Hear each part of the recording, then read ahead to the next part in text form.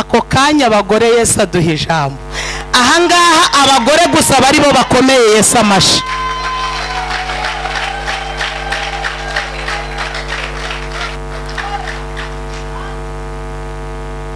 Ntabwo arobanura ku butoni, ahubwo w'abantu bajugunye niwe Yesu agenda agiye gutoragura.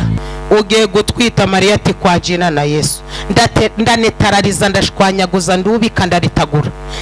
Abazimu bashe twitatse hari umugabo mfite cokora mfite sheri kandi sinakora icyaha kuko ntitwe twakora ubukwe.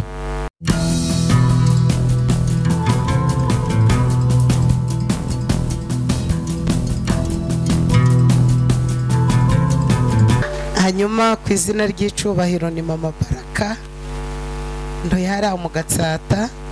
Abantu benshi duherukana ndi Musanze ariko ubu nanjye narimutse ntuye mu mujyi wa Kigali.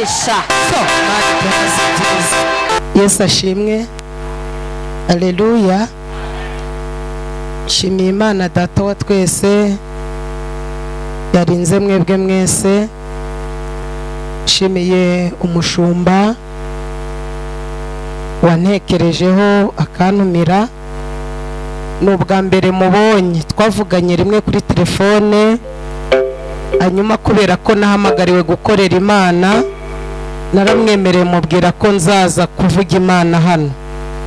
Imana ishimwe. Nyakubahwa ikaze muduhaye, nanjye ndaribifurije mu bwami bwo mu ijuru. Shimiye mwebwe mwese mwaje gusangirira n'Imana kuri aya meza. Uziko mutanyumvise? Shimiye mwebwe mwese mwaje gusangirira n'Imana kuri aya meza.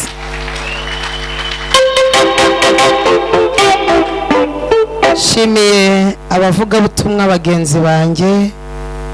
Shimiye umuhanzi duhora duhurira kuri tere.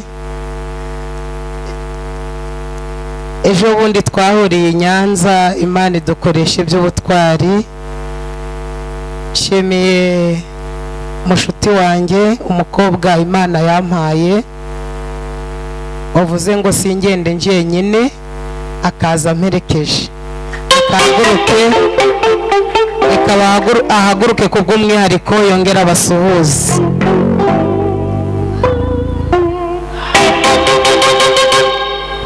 Shimiye abakunzi banjye bose, Imana ibahe umugisha.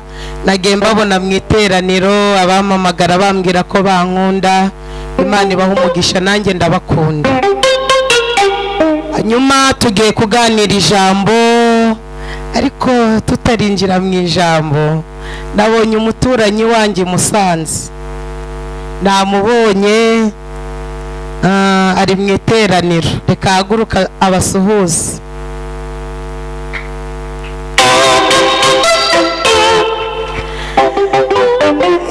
Navuga ngo ni umuhungu wanjye kuko twamaze igihe kirekire duturanye, abi wanjye mu rugo hahandi Imana yampaye. Nanezerewe rero kumubona mu iteraniro. Imana ishimwe. Munyemerere turambure Bibiliya, mbazaniye ijambo rivuze ngo dushimire Imana iby'imbaraga yakoze. Niryo jambo mbazaniye, dushimire Imana iby'imbaraga yakoze. Birahari? Yewe birahari?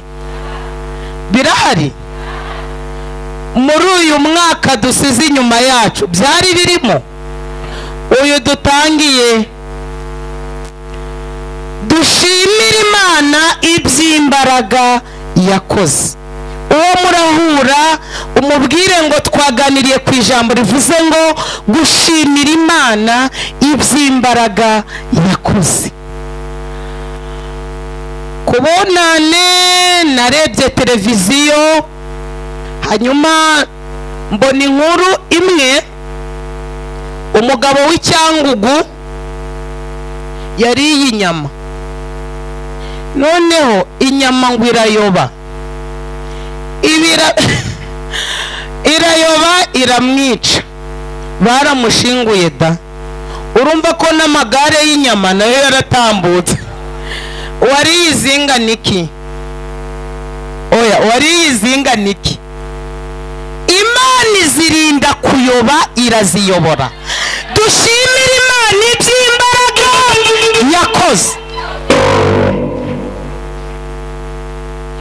Nongeye kureba kuri televiziyo mbona umumama ngo yari yoroye ingurube, azoroye arizi, noneho sinzi ukuntu yanyarukiye ahantu asiga adakinze, ingurube irinjira irya umwana w'uwo mumama uruhande rwose irarumara.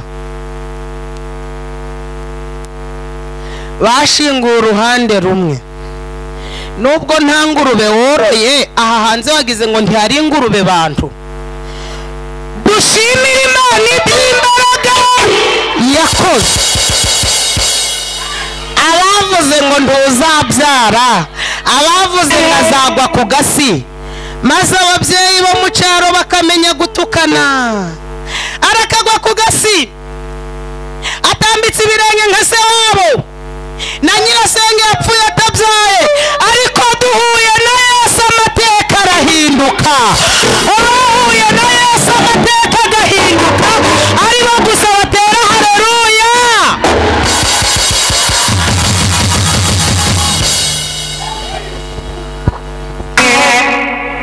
Yavutse ari ikinyendaro, imiryango yaramwihakanye kuko nta nubwo asa na se, ariko duhuye na Yesu ndashimira Yesu. Iyo muhuye amateka arahinduka. Bazana ijambo rivuga ngo gushimira Imana iby'imbaraga yakoze. Iri jambo ntabwo rirangora. Dusome mu butumwa bwiza bwa Yesu Kristo uko bwanditswe na Mariko ibice 5 umurongo wa 15, hanyuma turasoma no muri Zaburi y'ijana na 50 umurongo wa 2. Ubutumwa bwiza bwa Yesu Kristo uko bwanditswe na Mariko ibice 5 umurongo wa 15, aravuze ngo bageze aho Yesu ari, basanga uwari utewe n'ingabo z'abadayimoni yicaye yambaye afite ubwenge nk'abandi, baratinya. Kadusubiremo. Bageze aho Yesu ari, basanga uwari utewe n'ingabo z'abadayimoni yicaye yambaye afite ubwenge nk'abandi, baratinya.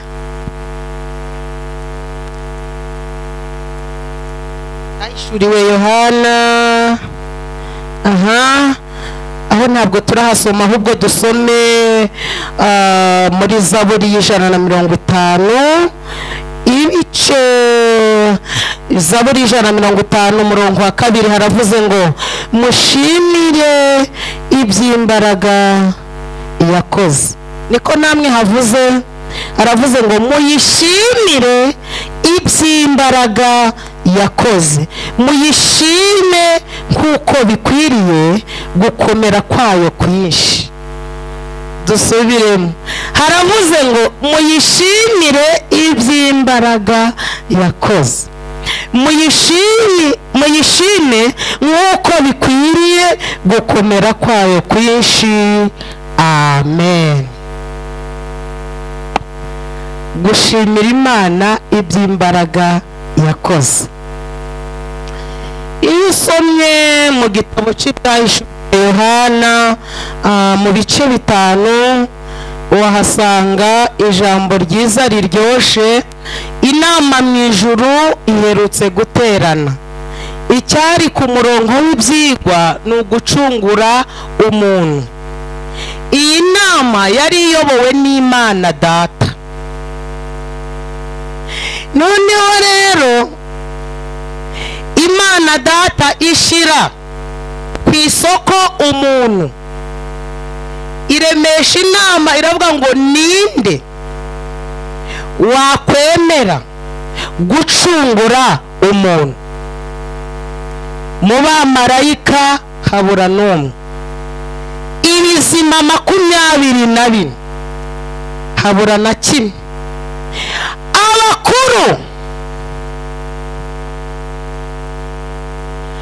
bakuru 24 habura n'umwe. Yohana yarari mwiyerekwa abonye habuze n'umwe. We yari mwisi ari mwiyerekwa abonye habuze n'umwe wo kuducungura. Yohana ngo afatwa n'ikiniga atangira kurira, ariko igihe ari kurira ngo abagize iyerekwa iruta iryo yagize. Abona obrisman Yesu arahagurutse, atera intambwe ya mbere, atera iya kabiri, atera iya gatatu, asingira igitabo cyari mu kuboko kw'iburyo kw'Imana. Iki gitabo ngo cyari cyanditse imbere n'inyuma gifatanishijwe ubushishi. Yohana abona Yesu aragisingiye, ako kanya barakibumbuye. Yesu amaze kukibumbura, Yohana yumva ijwi rimubwiye ngo noneho wirira Yohana we, intare yo mu muryango wa Yuda, igishisi cyo mu muryango wa Dawidi aranesheje. Ako kanya Yesu atsindira isoko ryo kurengera abera. Abatananiwe mukomere Yesu amashi.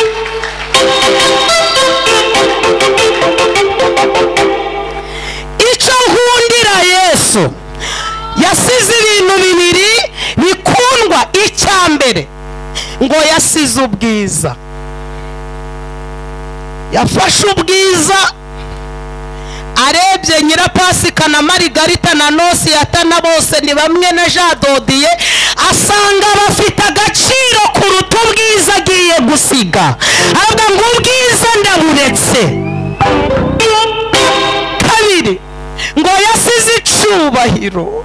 Niba hari ikintu abantu bakunda ni icubahiro, ariko Yesu yarebye Damascene, areba Jean Baptiste, areba Sandirine, areba Nikomeze, ngo akoze balance.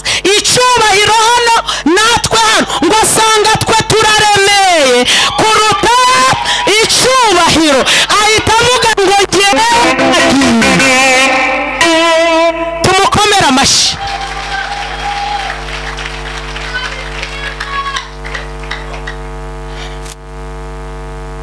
Umva kuntu Yesu ari umuhanga. Abwira se ati ngewe nemeye kugenda, ariko nyemerera, kubera ko umugore ari we wazanye icyaha mu isi, kandi nkaba ngiye gucungura abanyabyaha, nge ngiye ndi imbabazi. Nyemerera hanyuze icyaha, ari naho nyura ndi.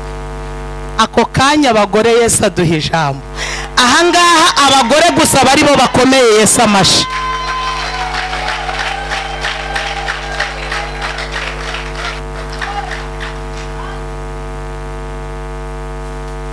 Yambara umwambaro wo guca bugufi,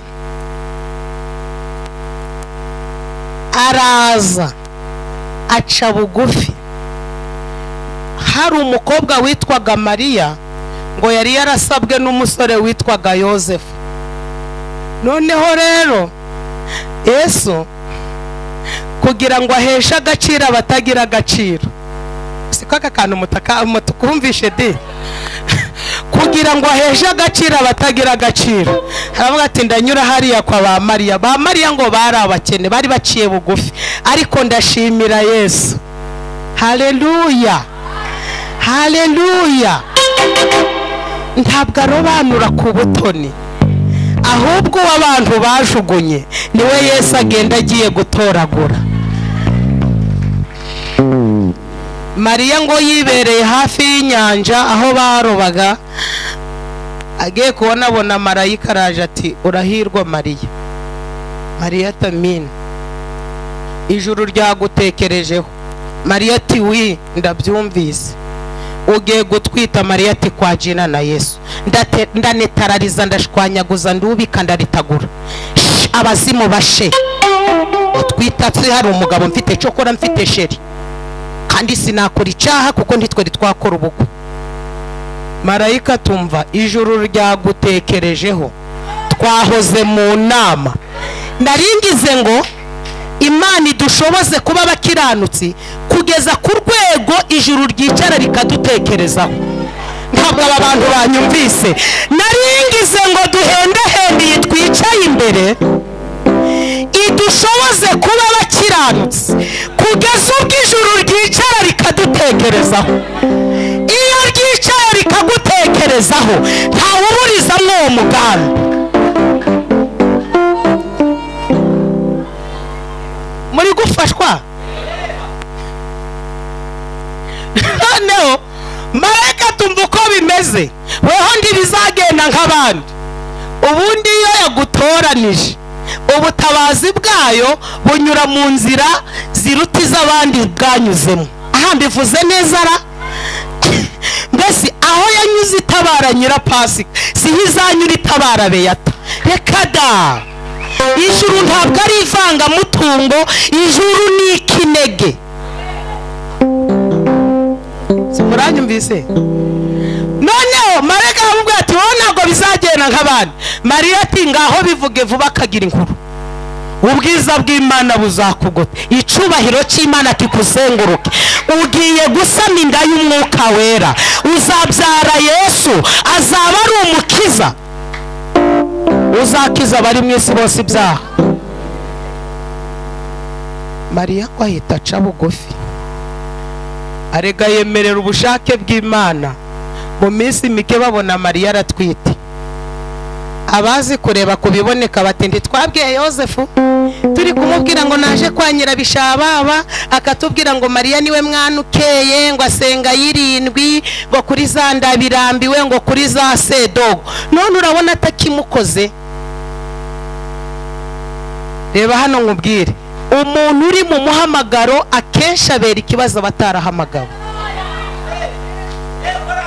Impamvu bakuvuga ni ukuri mu buzima bwabatunguye. Akenshi umuntu uri mu buzima butunguye abanza bamuvuga uko bashaka. Atiko yatangiye kuba mwiza ari kwitukuza.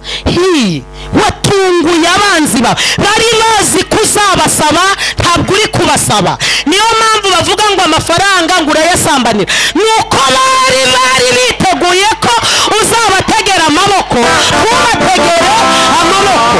Akenshi uri mu buzima butunguranye ubera ikibazo batarahamagaye.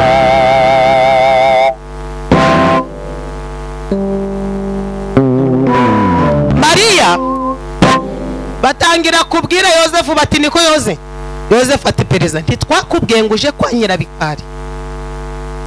Yosefu ati Nyirabikari se katari w'Imana yanyeretse. Bati aha, wowe Imana yakweretse ntiyakigukoze. Yosefu ati byagenze gute? Bati Mariya aratwite. Yosefu ati ndatarariza ndarigura ndashwabuza ntihagire uvuga sheri wanje nabi. Abandi babonye Mariya yatangiye kwambara mariniyeri. Murebe hano bantu bati Mariya yatangiye kwambara mariniyeri, dore ari kwambara n'udukweto twasi twitwa barirene, ntabwo agishobora kwambara shinga. Yosefu ati ndahambiriza ndaritagura ndubika ndamenagura. Mwivuga nabi sheri, nejo bundi amasayi emisi ayitatu ari mu y'ibyumweru bibiri yarangije ya 24. Ubwo rero mwimuvuga nabi. Abandi bati nyamara aratwite. Yosefu ati Mariya ibyo ntiyabikora, Mana muvuze ko izamugirira neza, dufite amasezerano. Abantu barayavuga nkuzani abantu zivuze ngo ibyo abantu bavuga ntibigira agaciro. Ibifite agaciro ni ibyo Imana yakuvuzeho.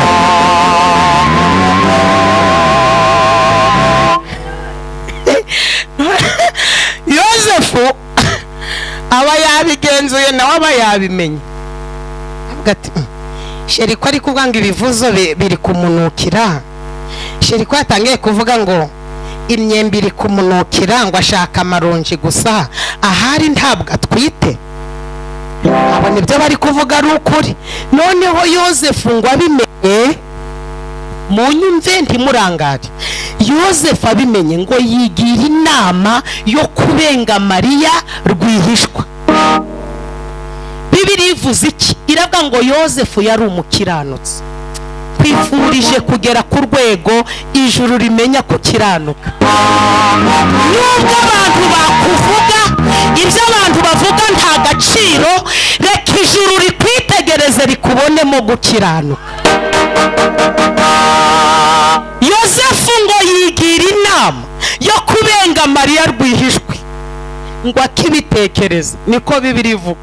Munyemerere ntimurangare, ngo akibitekereza, marayika w'umwami Imana abonekera Yozefu mu nzozi. Marayika w'umwami Imana ninde? Iyo ugiye mu isezerano rya kera, marayika w'umwami Imana ni Yesu.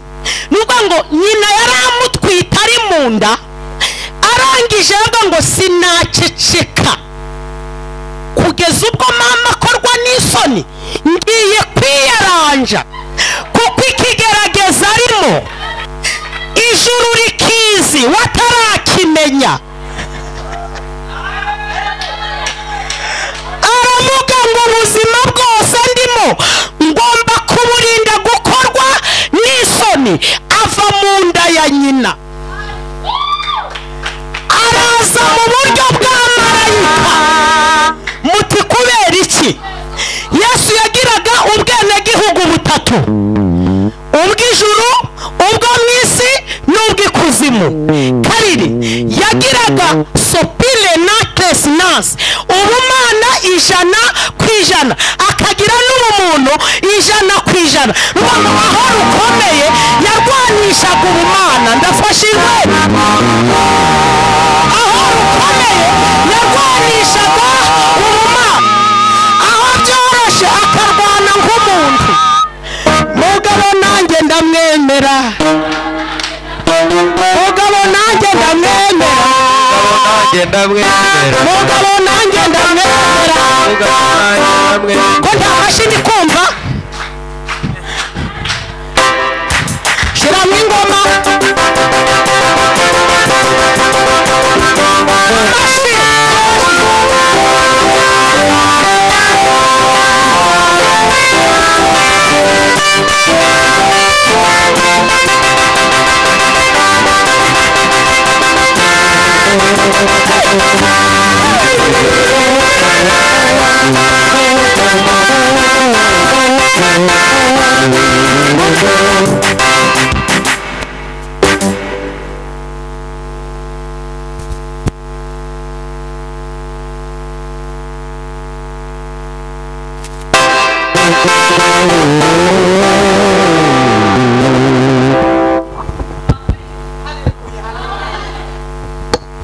Ongera utere haleluya nta kibazo.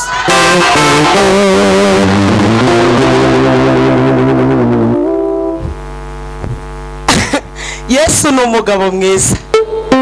Aravuga ngo mama ntiyakorwa n'isoni ari mu muhamagaro. Ntabwo uzakorwa n'isoni Yesu muri kumwe. Nta soni zikora umuntu uri kumwe na Yesu. Aragenda mu buryo bw'umwuka, abonekera Yozefu mu nzozi. Ahubwo yatumva Yozefu. Yozefu ati pereza, witinya kurongora umugeni wawe. Inda twite ntabwo ari ubusambanyi, ni umwuka wera. Mu kigeragezo ntukwiye kwisobanura, ukwiye kureka iyaguhamagaye ikagusobanura. Iyo wisobanuye urisobanya. Bivuze neza? Iyo wisobanuye urisobanya. Twe ntabwo twabona umwanya wo gusenga ngo tubone n'umwanya wo kwisobanura. Iyo twakoreye iradusobanura. Haleluya. Umva Yozefu yahise ahinda umushitsi, havuga ati Imana imbabare gutegera amatwi amagambo y'abantu. Atahubwo ngiye guhita nshira mu bikorwa. Yozefu aragenda abwira Mariya ati nari nakubenze, ariko marayika yaranyishe, kandi Yesu ari mu nda ya nyina murumva uyu mugabo twakurikiye ko ntakomeye, murumva imbaraga afite. Umuntu ntakongere kukunyeganyeza. Umugabo twiringiye afite imbaraga. Bari kukubwira ngo ntabwo uzubaka gute se, gute irindira umwana mu nda ya nyina yabura inzu. Baramenya ufite mugabo, oya baramenya ufite n'amenyo, ariko amenya akibesha, akirinda akavuga ati sinakwibesha. Kandi amenyo wayahiga ikigori, ariko ururimi rukabana n'amenyo. Umwaka 2, 3, 4, 5, 6, 10, 20. Marayika w'Imana, haleluya, haleluya, ategeka Yosefu kurongora Mariya. Kandi koko barabana, Yesu aravuka. Uwitwa Herode ngo ahagarikishwe umutima nuko havutse umwami. Herode yigira inama yo guhiga Yesu, ngeze ahantu haryoshe. Yesu ngo arongera ahinduka marayika, araza abonekera Yosefu kandi ari uruhinja.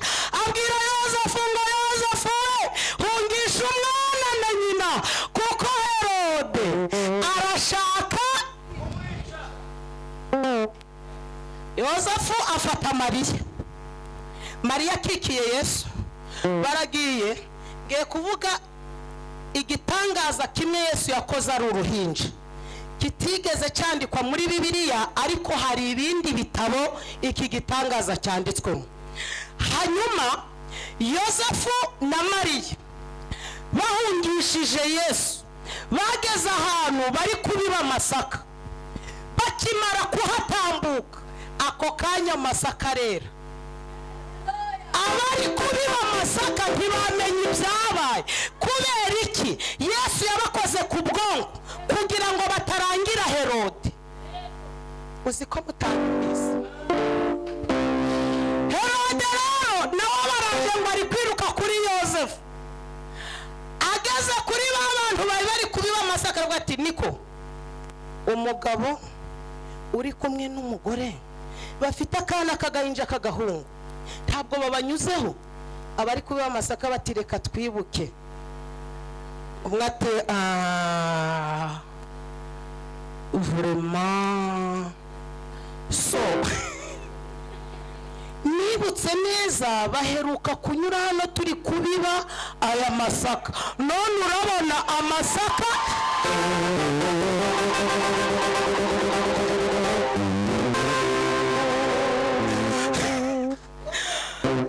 Herode ati ngwiki, bati nyine twibutse neza. Umwe akabwira undi ati nyibutse, ariko undi ati ndi kubyibuka icyo gihe twari turi kubiba aya masaka. Herode ati n'icyo gihe, bandi bati rwose n'icyo gihe umugabo wari uri kumwe n'umugore bafite agahinja keza k'inzobe. Herode ati nako nyine. Abari kubiba amasaka bati niba ari bo ukurikiye, ntabwo wabafata banyuze hano mu wundi mwaka.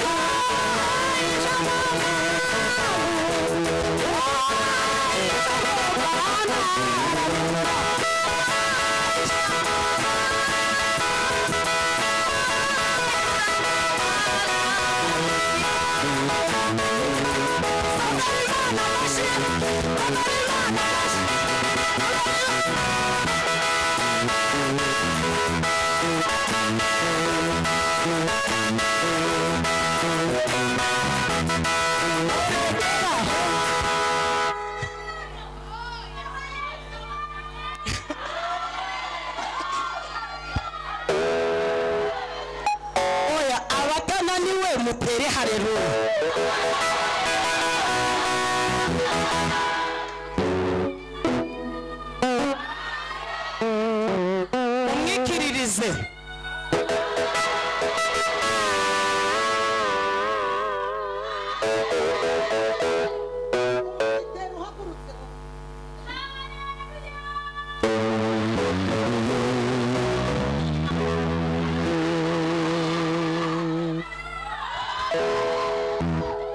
Imana irambwiye ngo Satani yarakudindije, haguruka. Aho wakagombye guterera imbere niho umaze igihe waradindiriye, ariko mbonye marayika abohoye ingoyi zigera muri 3. Ingoyi ya mbere niyo muri kavukire babigukoze ukiri umwana.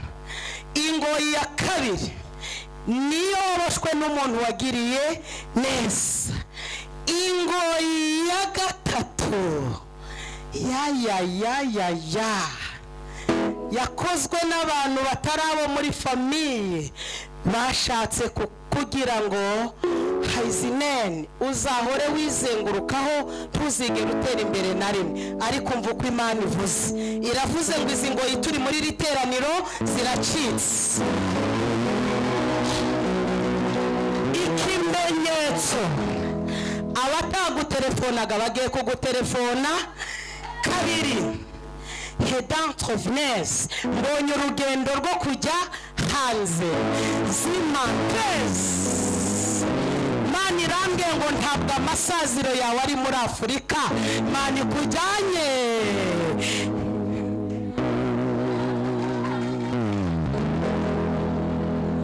Mwami wanjye Yesu uringaringira ngo simbere n'inyuma singikangwa na Satani, ngo simbere n'inyuma singikangwa na Satani, murekeraho.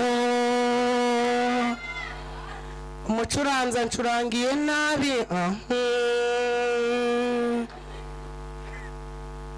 cyangwa si we sinzi gutitiza.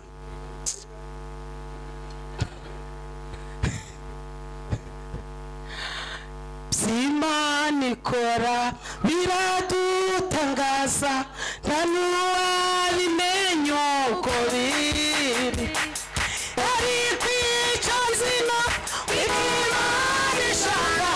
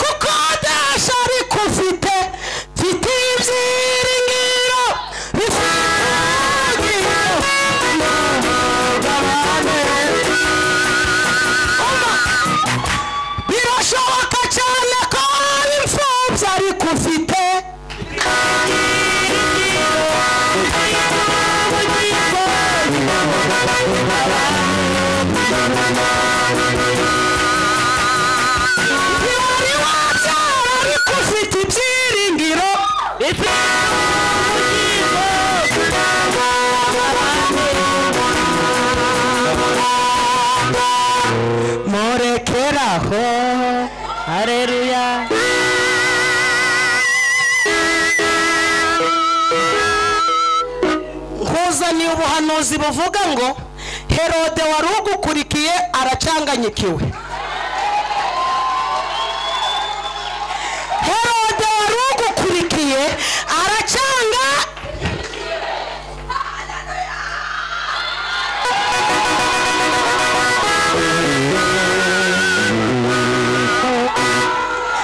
Herode wari ugukurikiye aracanga.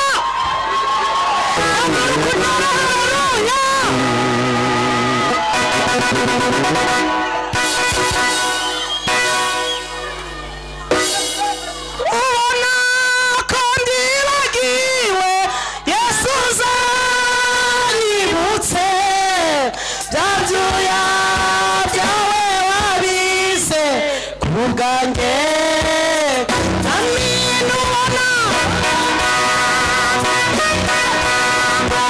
Yesu uzanyibutse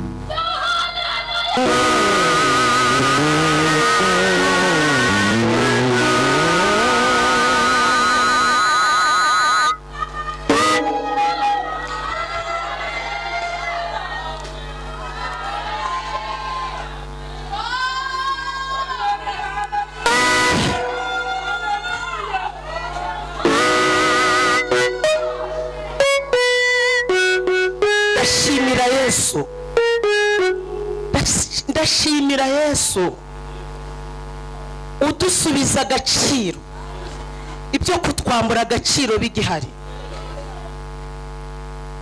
Nimukiye Musanze abantu bari kumpa amezi 3 ahubwo bati ntabwo azarenza amezi 3. Mani bana nanjye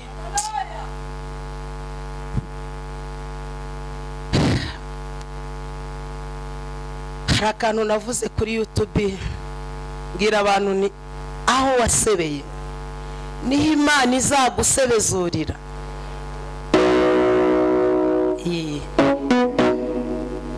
Abantu bampe amezi 3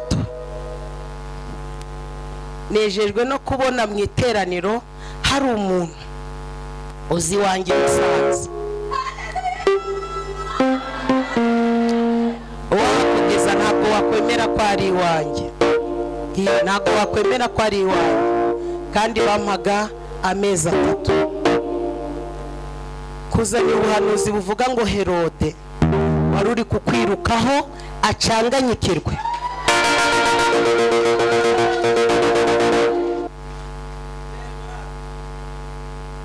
Herode aracanganyikirwa asubirayo. Ni naho yahise ategura jenoside yo kwica abana b'abahungu. Ariko umwami wacu Yesu ntiyapfa. Uko atapfuye niko nawe utazapfa. Kuba twaramwizeye birahagije. Azarwana intambara tudashoboye. Azarwana intambara. Bantu bikubwira ngo uzamwara. Ubuzima bwose Kristo arimo aburinda gukorwa n'isoni. Herutse kubwira abantu nti umuntu nagusezeraho uzamureka agende. Dufite Yesu urusha abantu agaciro. Iyo uri kumwe na Yesu abantu barizana. Bantu ntibakubwira ngo bye uzababwire ngo muhigamire Yesu akore. Ko Yesu yo muri kumwe ahamagara abantu ariko abantu ntibahamagara Yesu.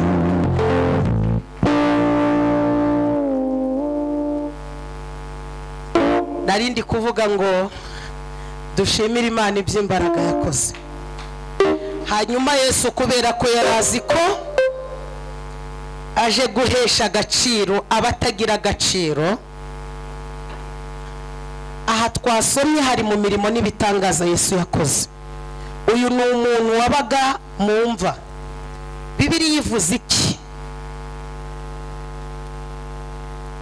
Iyo uhereye ku murongo wa mbere muri ibi bice bitanu twasomye, hari ijambo rivuga ngo Yesu yambuka Yorodani ajya mu gihugu cy'Abamagadalene. Iki gihugu cy'Abamagadalene hari harimo umuntu ufite ikibazo. Uyu muntu yari yararwaye indwara y'abadayimoni.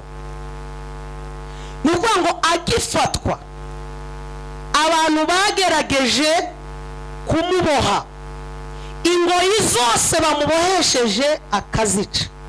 Iyo ngo bagerageza no kumubohesha iminyururu, birangira iminyururu nayo ayiciye. Imyambaro ayikuramo, yambara ubusa. Bigera ubwo afata amabuye ngo akajya yikebesha amabuye, kubera uburyo k'abadayimoni bamubabazaga, ngo akajya yikebesha amabuye. Birangira uyu muntu avuye mu rugo aragenda aje gutura mu irimbi. Mwirimbi kubera amahane yabaga afite, abantu baratinya, bafata icyapa cyanditseho ngo stop, baragenda bakimanika mu irimbi. Bati nta muntu ukwiye kunyura hano. Icyapa barakimanika, iyo nzira nta muntu wongeye kuyinyuramo, uwo muntu ari aho mu irimbi. Icyapa bamaze kukimanika, abantu bose bacika muri iyo nzira. Kubera iki? Yararaga ngo avuze induru, akirirwa avuze induru. Ariko icyo nkundira Yesu, aho bashize icyapa ngo abantu ntibarahanyura, aravuga ngo njye niho nkwiye kunyura. Kuzana ijambo rivuga ngo Yesu akiriho biracyashoboka. Uzi ko mutanyumvise? Yesu akiriho biracyashoboka. Abakubwira ko byarangiye barakubesha. Uwo wiringiye afite itangiriro akagira n'iherezo. None abigishwa bati Yesu, abantu ntabwo uri kubona icyapa kihari. Yesu ataha abantu batanyura ubundi niho nje nyura. Aho abantu batatinyuka kunyura niho nje wamba nkwiye kunyura.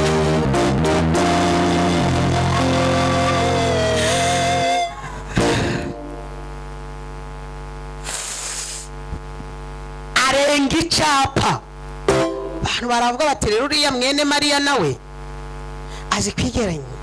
Ubu si uriya muntu bamwumva ntaramushwanya ntamutera amabuye. Yesu ngo amaze kugeraho hafi y'aho uwo muntu yabaga, abadayimoni bari muri wa muntu ngo batangira kumutigisa. Bari abadayimoni benshi, 600 by'abadayimoni batangira kumutigisa. Wa muntu ngo ava mumva, haraza ati Yesu duhuriye mwene Dawidi, mbabarira ntunyice. Yesu atari ubundi muri bande? Abadayimoni batangira kwidekarara bati turi ingabo. Abadayimoni batangira kwidekarara. Naringize ngo hanurire ngo ibimaze iminsi biguca intege, aka kanya byidekarare. Aka kanya byideka, iyo byidekaraye ni ikimenyetso cy'uko byamaze gucika intege. Iyo byamanitse amaboko ni ikimenyetso cy'uko byamaze gucika. Bati Yesu ati mwivuge vuba. Abadayimoni bati turi ingabo kandi turi benshi. Yesu ati ntitaye ku bwinshi bwanyu. Uri kurara udasinziriye ngo bavuze ngo uzapfa nabi gute se? Nyirabikari ngo yaravuze ngo nzagwa ku gasi, ngo nzabaho ngo atakiriho. Agomba guhigamira ukabaho. mwumvise koko ngo nyirabishyimbo ngo yaravuze ngo nzabyara atakiriho, agomba kugenda nyine ukabyara. Bagomba kuva mu nzira tugahura n'ibyo Imana yatuvuze. Badayimoni bati Yesu witwica urupfu rubi, twamaze kumenya ko turusha imbaraga. Uyu mugabo twiringiye, uyu mugabo twiringiye bazi ko barusha imbaraga. Tubabariye ntutwice. Yesu ati none mushaka iki? Badayimoni bati dore ngizi iriya ngurube hariya, tubabarire tuvemo umuntu tuje mu ngurube. Yesu ati n'ubundi ingurube ntabwo zanzanye ku isi, zikaba abantu batanyumvise di.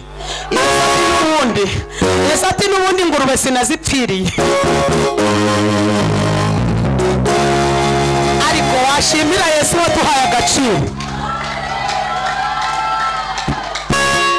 Uzi udukwavu bariye ku bunani, uzi amasake bariye ku bunani, uzi ibimasa bariye. Turashimira Yesu watugize abantu.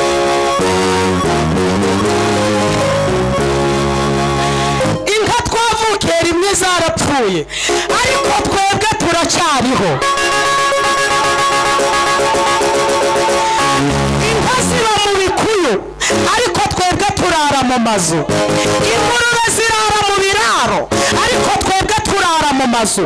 Turashimira Yesu wavugize abantu. Mumukomere amashyi, mumuvugirize Mungu.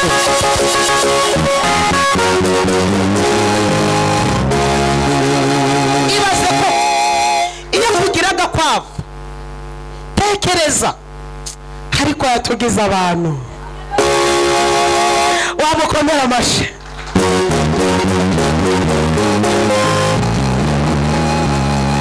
Ku birenge byawe niho natabariwe, amarira nazanye ntabwo ariyo natahanye.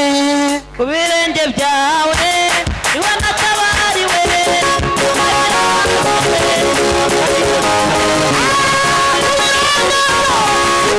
zibona ababyeyi.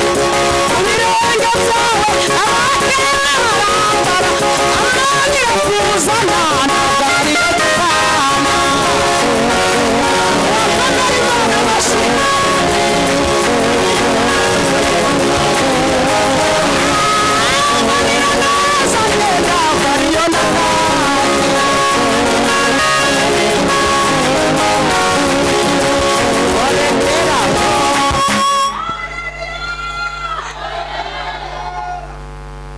Urahirwa kuko waje mu iteraniro. Haguruka.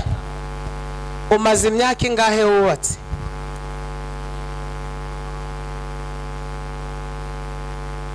Imana irambwiye ngo ibyo kugusenyera bituye hafi yawe, ariko mva uko Imana ivuze. Irambwiye ngo aho Satani yaragambiriye ko wakwitirwa izina ribi, niho Imana ikwitiye izina ryiza.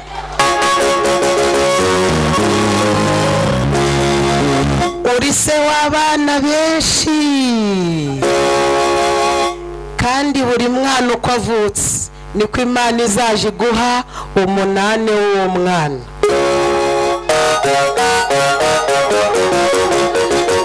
Abavuze ko utazamara imyaka ingahe baramwaye kuko uzasazana n'uwo mwashakanye.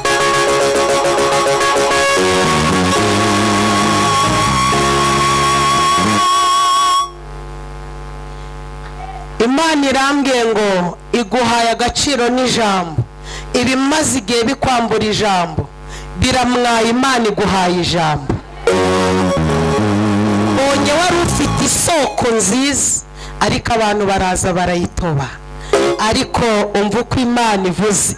Irambwiye ngo izanywe no gushigikira isoko Titrini Dizon Gefamen Aisinita irutiyo batobye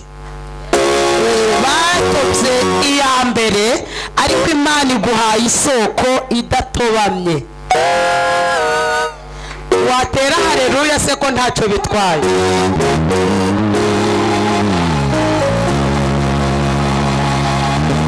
waje mu iri teraniro ufite umubabaro, ariko Imana irambwiye ngo tahana umunezero. Yewe muracyafashwa, ajya mutagasangahe, muracyafashwa. Ariko rata wo gutinda mu bitaro, watinda mu rusengero.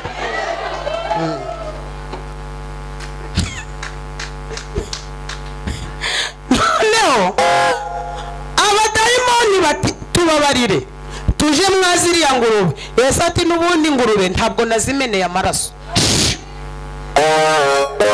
Abadayimoni ngo bava muri wa muntu bahita biroha mu ngurube. Ingurube zari 2,000. ni ukuvuga ngo ingurube imwe yagiye yinjirwamo n'abadayimoni 3. muri uwo ntazi imibare, amara manza narize geography.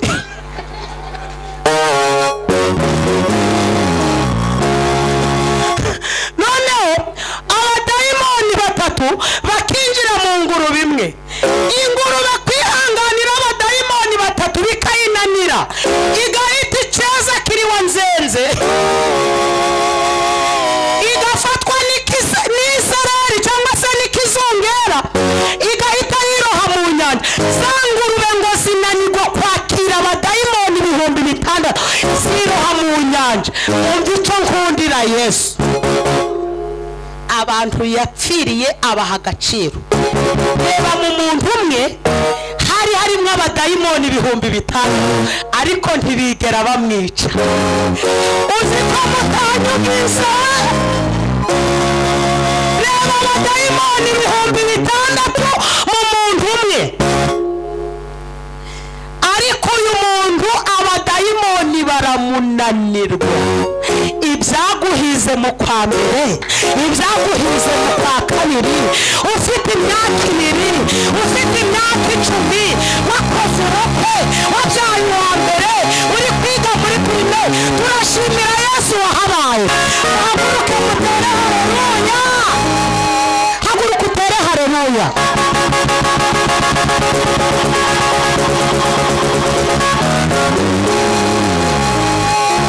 Abambutse imipaka ngo bazanye ibirozi bizatwica, abarara babyinagura, abirirwa bajana amafoto yacu mu mazi, abaje ku musozi bikoreye amabuye ngo bagiye kuduhirika, ariko Imana ikaturengera.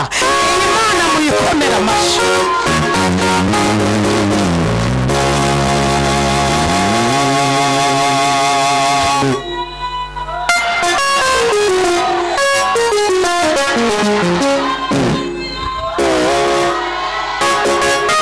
Zikurinda Mana mu bihe bibi, umubabaro ntashangazi ntakagine ntamuyomba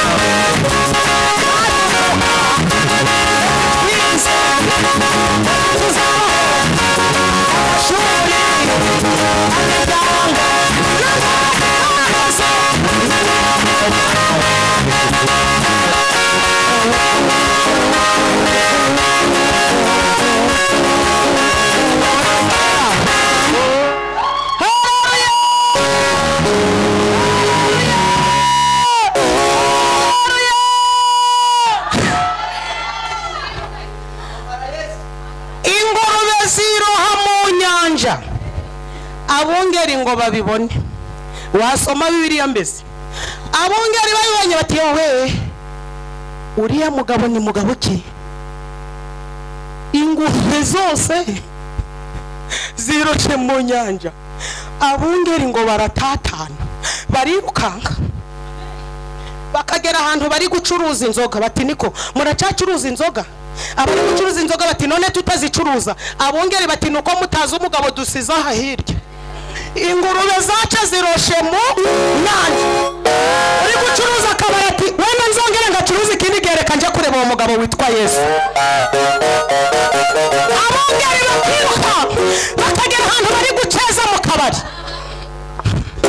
bari guceza mu kabyiniro bati uracashobora guceza?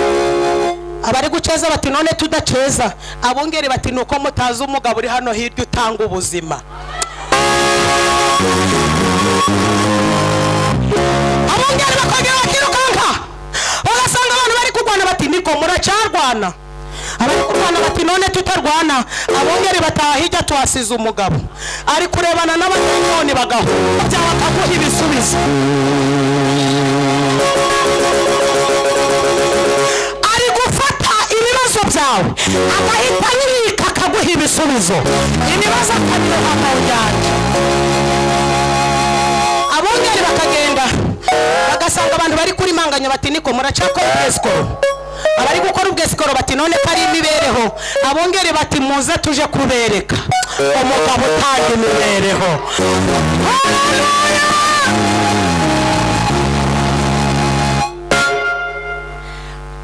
Soma Bibiliya twasomye ngo abantu bose barahurura baza aho Yesu ari. Bahageze basanga uwari utewe n'ingabo z'abadayimoni ngo aricaye afite ubwenge nk'abandi. Ngo bagira bate? Baratinya. Ngeze ahantu wavuga ngo Yesu agutabaye atitaye hagusanze. Kabiri, abantu batunguwe no kukubona mu buzima batari biteze. Gatatu, Haizonene aguhaye ibiruta ibyo wanyazwe.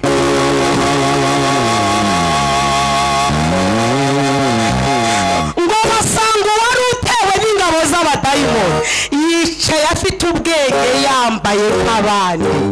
Ako kantu gasomye yambaye afite ubwenge nk'abandi. Basanga ari kumanura kositime bati burya se nawe wagiraga kositime? Uvuga bati uhuye na Yesu nawe kwambara byakubera.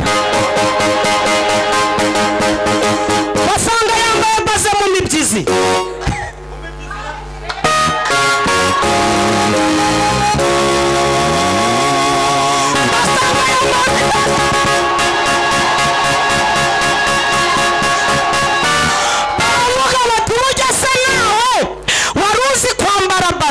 Undi atihuye na Yesu byose birizana. Mperutse kubwira abantu ngo sinzongera kuja mu butayu nambaye nabi. Gutese nambaye nabi ntaramenyana na Yesu. Yesu yamuhuye ahita kwambika. Mwamukomera amashini bamutana.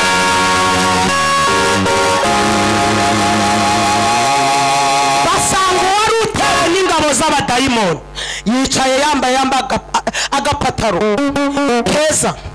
Bati niko burya se nawe wagiraga ikoto mu rugo?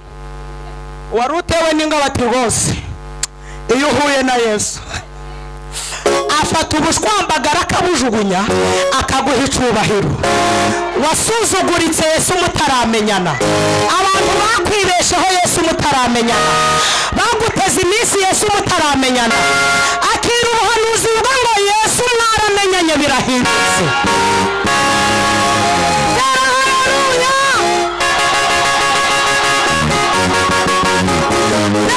Haleluya. Basanga yambaye udukweto. Haguruka. Imana igukuyeho uburushi. Ni ukuri kw'Imana. Bonye wari wikoreye umutwaro ukurusha imbaraga. Mbonye marayika aje arawugutwara. ndamukura arambwiye ngo mumbwirire ngo amarira amaze iminsi ari kurira ndayamuhojeje nubwo umuryango utayamuhojeje. Umuvumo w'Imana yahaye umugisha, ninde wavumo w'Imana itavumbye, ninde wavumo w'Imana yahaye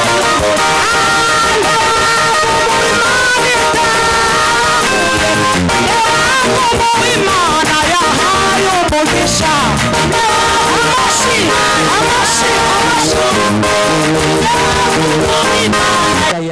Kuzaniye ubuhanuzi buvuga ngo agutabaye atitaye hagusanze.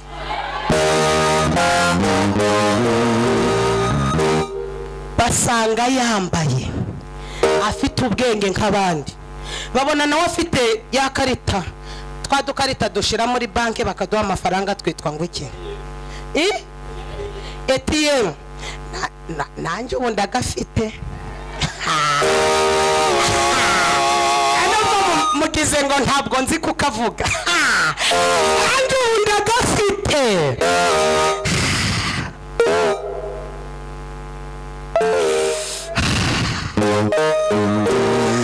Bagenda nk'abandi bose barambara bibagoye, yanyuza mu mashamba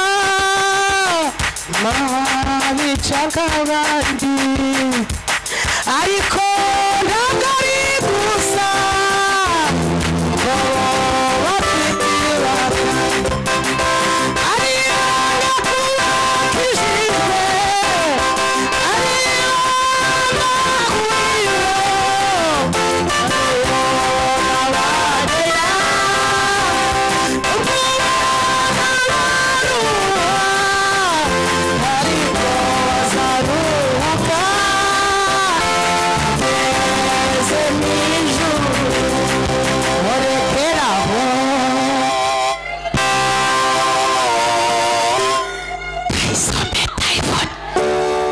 Kagasura dufite ni Yesu, ibyishimo dufite ni Yesu, twibaza ariko warahebye, ahirwa uwacaniwe n'Imana, udapfa wacaniwe n'Imana, iranamwenyegereza ko twatewe mu rugo rw'Imana, izashishira mu bikariza.